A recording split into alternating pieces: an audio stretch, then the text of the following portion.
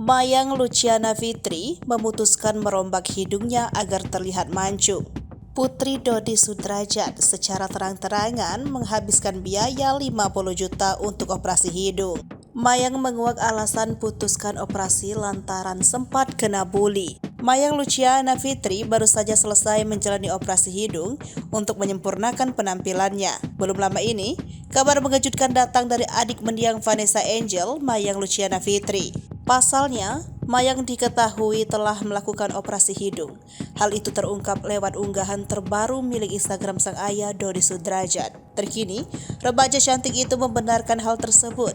Rupanya Mayang terinspirasi dari beberapa artis yang pernah melakukan operasi hidung. Adik mendiang Vanessa Angel itu mengaku awalnya takut untuk meminta izin kepada ayahnya Dodi Sudrajat. Namun, akhirnya Mayang mengutarakan keinginannya yang sempat dipendamnya tersebut. Kemudian Mayang pun mencoba perlahan untuk menyampaikannya dan akhirnya Dodi Sudrajat pun memberikan izin. Menurut Mayang, hanya membutuhkan waktu selama 1 minggu untuk memantapkan keputusannya operasi hidung. Tak tanggung-tanggung, Mayang rela merogoh kocek cukup dalam hingga 50 juta rupiah.